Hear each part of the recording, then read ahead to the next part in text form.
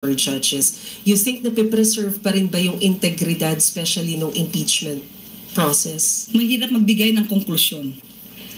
Muli, nasa senador na po yan, na siyang umaakto bilang judges sa impeachment court, at hayaan na lang po natin ang kanilang pagkilos, pag-evaluate ng pangyayari sa kanila mismo impeachment court. At tao naman po makakakita kung sila po ay nagtatrabaho na maayos. Huli na lamang po, the Vice President has reiterated her initial statement na meron po kayong connection ni Representative Franz Castro, although you have already cleared that. Once again, pwede po bang paki-explain ulit yun? Because she also reiterated yung garbage in, garbage out na statement niya.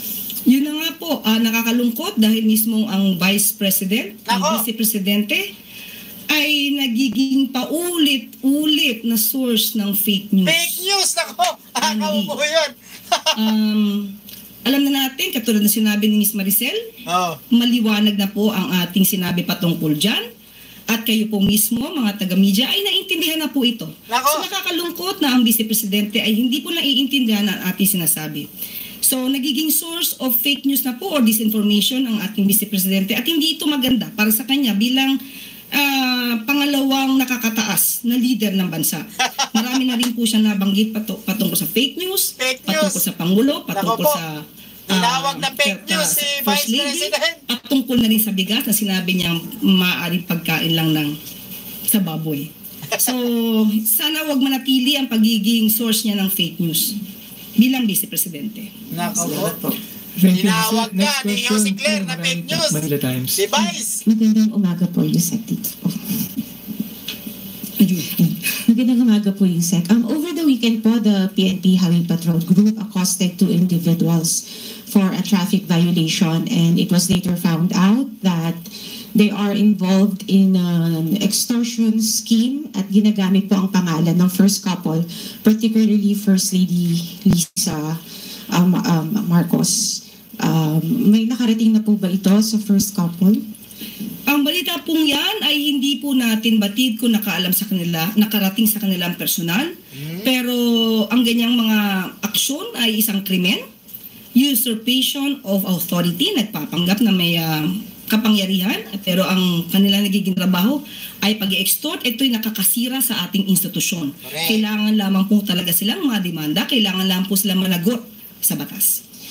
Follow-up lang po, ma'am. And it was found out na hindi po ito yung unang pangyayari. Last year po, nahuli na rin po itong same individuals for the same offense, pero nakapagpiyansa. May mensahe po kaya ang palasyo sa mga otoridad? Sa mga ganyan po, hindi po ito dapat pinapalagpas. Ang managot, ang dapat managot, ay dapat panagutin. Hindi natin kasi masisisi kung ang kanyang offense na na-commit ay bailable at talaga makakatakas siya. Pero with this, siguro, tingnan po natin, kung ganyan pa rin ang kaso, bailable pa rin yan. Pero sana, with all of you, tulungan natin ang ating gobyerno na mapakita natin itong mga klaseng tao na ito sa pamamagitan din ng pagpapahayag patungkol sa kanilang mga gawain. Thank you. Maraming salamat, Tina Marali. Next question, Rich Bon Quevedo, Daily Tribune. Good afternoon po, Yusek. AI-generated videos are circulating online, tackling on big issues such as the impeachment case of Vice President Sara Duterte.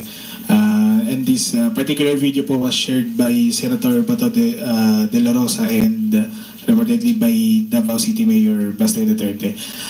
What is Malacanang's reaction to this po, considering that this technology can border on deepfake videos which can mimic even President Marcos, and what are the steps po na that the PCO will take regarding this issue po? Ang pag-share ng mga katulad na ganyan, muli, disinformation, fake news, hindi po sana nanggagaling sa mga opisyal ng pamahalaan. Dapat talaga panagutin yung mga nagsishare na yan. Mas nakakawalan ng tiwala.